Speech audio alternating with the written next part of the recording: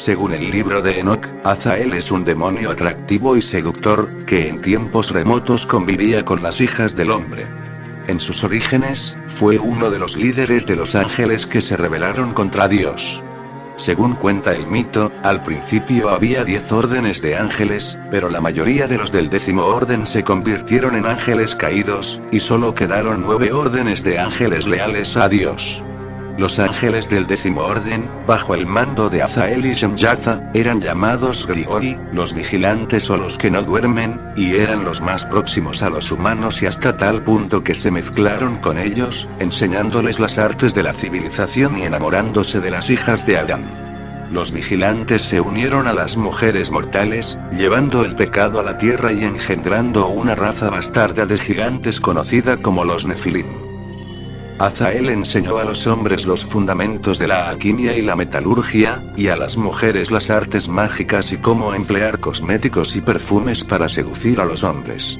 A causa de esta sublevación angélica y perversión de los hombres, Dios desencadenó el famoso diluvio y arrojó a los ángeles rebeldes a las tinieblas eternas. Se dice que ahora Azael está encadenado en las montañas de la oscuridad, esperando el juicio final. Aunque otras versiones del mito nos aseguran que continúa libre, fuerte y muy activo, haciendo de las suyas y... Esta es una historia que me recuerda poderosamente al mito de Prometeo. Los paralelismos son evidentes. Prometeo es encadenado por Zeus, y Azael es encadenado por Yahvé, en ambos casos por rebelarse contra el supuesto Dios supremo e instruir a la humanidad, regalándoles el fuego o la metalurgia. Cuando pasó a ser un ángel caído, a Azael empezó a conocérsele con el nombre más popular de Azazel, y se le consideró el jefe de los Seirim, demonios con forma de cabra que habitaban en el desierto y a los que las tribus primitivas semitas ofrecían sacrificios. El Antiguo Testamento señala que el rey Jeroboam designó sacerdotes para estos sátiros, si bien el rey Josías destruyó posteriormente todos sus lugares de culto y prohibió sus prácticas de adoración que incluían copulación de mujeres con cabras. Pero estas prácticas debieron de continuar en la clandestinidad, pues siglos después volvemos a encontrarnos con ellas en los aquelarres brujeriles, presididos siempre por un demonio con patas de cabra, cuernos y demás, y que es como se suele representar a Azazel. De hecho, algunos estudiosos sostienen falsamente que el nombre de Azazel significa chivo expiatorio, por los rasgos zoomorfos que se le atribuyen. Pero en realidad el nombre de ángel significa en hebreo al que Dios fortalece, o también la fuerza de Dios. Y ustedes tal vez se pregunten, ¿qué hace un ángel caído con semejante nombre?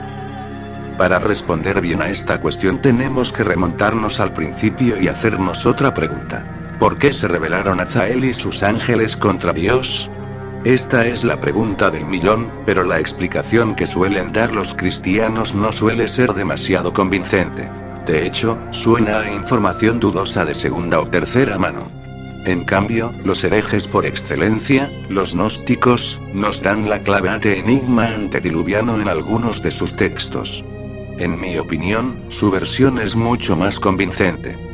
Según los gnósticos, al principio de los tiempos Dios se fecundó a sí mismo, dividiéndose y dando a luz a su parte femenina, la diosa Sofía. Sofía creó el mundo celestial y tuvo numerosos hijos, los ángeles. Se convirtió en la amante de sus hijos, y tuvo más hijos con ellos, que a su vez también se convirtieron en sus amantes y así hasta el infinito. Sí, el incesto era corriente en los cielos. Todo eso de que los ángeles no tienen sexo es un invento de la Iglesia bastante reciente. Los ángeles, a su vez, crearon el mundo material, siguiendo las instrucciones de Sofía. Los más amados por ella llegaron a ser seducidos hasta la obsesión por los secretos de la unión sexual, pero la diosa se cansó pronto de esta búsqueda sensual y volvió a su fascinación original por el Padre, olvidándose de su función original, que era crear más ángeles. Rechazados sexualmente, despechados y celosos de Dios, muchos ángeles se rebelaron, convirtiéndose en demonios. Esos ángeles rebeldes estaban liderados por Satanael, en su día el ángel más amado por Sofía, que usurpó su poder. Hubo una guerra en el cielo entre los ángeles leales a Sofía y los ángeles rebeldes que apoyaban a Satanael. Ganaron los rebeldes, que convirtieron a Satanael en el nuevo dios. Satán a él hizo prisionera a Sofía en el mundo inferior y la forzó, convirtiéndose con este acto abominable en Satán. A continuación Satán, en su ridícula pretensión de ser más grande que la diosa, intentó crear vida sin su ayuda, pero todos sus esfuerzos fueron inútiles, pues la vida solo puede surgir de la unión de fuerzas femeninas y fuerzas masculinas.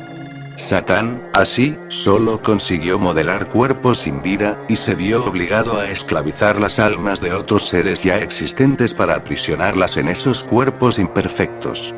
Esos seres fueron los dos ángeles más hermosos de los cielos. Adán y Eva, los padres de la humanidad, por tanto nosotros, sus descendientes, somos todos ángeles caídos, de ahí que añoremos el mundo celestial, soñando con una vaga edad de oro. En efecto, según los gnósticos, Satán sería el Yahvé del Antiguo Testamento, idea que horroriza a la Iglesia porque pone patas arriba a los orígenes del cristianismo. A uno le da por pensar que esta historia podría explicar a la perfección la esquizofrenia espiritual que padece el hombre moderno. ¿Qué tiene que ver Azael con todo esto? Se preguntarán. Muy fácil. Azael no fue un testigo pasivo de todos estos hechos, sino que se rebeló contra el despotismo del falso Dios, desencadenando una segunda fase de la guerra celestial tan importante como la primera, al oponerse al aprisionamiento de Adán y Eva en cuerpos imperfectos. Esto también lo recogen varios textos cabalísticos, no solo los gnósticos. Por atreverse a protestar, Azael y los suyos fueron desterrados por Satán al mundo inferior, donde no tardaron en mezclarse con los hijos de Caín. Pero el verdadero crimen de Azael, aquel que le condujo a la ruina, se dio una vez en tierra, al revelarle a los primeros hombres los secretos del cielo, es decir, al instruirles sobre la inmortalidad del alma, recordándoles su origen celestial con el fin de liberarles del yugo de Satán. Fue por esta condición de maestro de la humanidad que ilumina a sus pupilos, por lo que Azael se ganó su popular apelativo de Lucifer, que en latín significa el portador de luz. Si Lucifer se llama así es porque lucha contra las tinieblas, representadas por Satán, no porque sea el dichoso príncipe de las tinieblas. Solo los cristianos, en su ignorancia, se atreven a confundir a Lucifer con Satán, cuando en realidad son figuras antagónicas. Por supuesto, fueron estas actividades subversivas las que no sentaron nada bien al falso Dios, que quería que la humanidad siguiera sumida en la ignorancia para hacer con ella lo que se le antojase.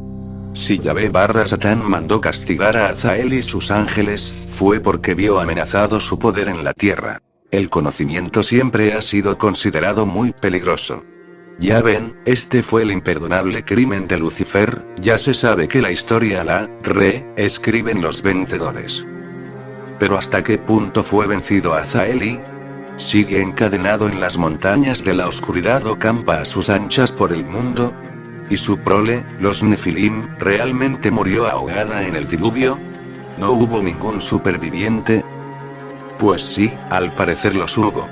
Según la leyenda, cuando Azael enseñó a los hijos de Caín los secretos del cielo, su compañera más querida fue la hermosa Noema, o Naamá, con la que tuvo un hijo, Aza, el fuerte, el jefe de los Nefilim. Por cierto que Noema era la hermana del famoso Noé, y desde luego, no hubo sitio para ella en el arca pero curiosamente sobrevivió al diluvio, convirtiéndose en el ángel de la prostitución apelativo cariñoso que le dieron los inquisidores de épocas posteriores. Aza, por su parte, también tuvo sus encontronazos con Yahvé, pues también sobrevivió al diluvio. Conoció al rey Salomón y le reveló los arcanos celestiales, convirtiéndole en el hombre más sabio de la tierra y ayudándole a levantar su famoso templo con la ayuda de sus demonios. Curiosamente, ciertos textos cabalistas también relacionan a Salomón con Noema y Lilith, a las que habría recibido en su corte disfrazadas de rameras. Por supuesto, Aza no fue menos que su padre y también tuvo descendencia. En su novela Angelology, Danielle Trusoni fantasea sobre su progenie, hábilmente camuflada entre los humanos modernos. Lástima que lo que diga la escritora en sus páginas se halle sesgado por su educación católica. El cuadro que nos pinta de los Nefilim nos recuerda al de los vampiros clásicos, al describirnos a los hijos de Azazel como seres profundamente malvados que no entienden de moral. Otro escritor, el ruso Boris Akunin, nos habla en su novela Azazel de una sociedad secreta que venera al ángel caído e intenta derribar el orden mundial para instaurar en su lugar una especie de anarquía. En sus páginas, la líder de la sociedad, una venerable anciana que acoge a niños huérfanos para instruirles, se defiende de sus crímenes con este discurso. Azazel no es Satanás, sino el símbolo del gran salvador y civilizador de la humanidad. Dios creó el mundo y a los hombres, y luego los abandonó a su suerte. Pero los hombres eran tan ciegos y débiles que convirtieron este mundo divino en un infierno.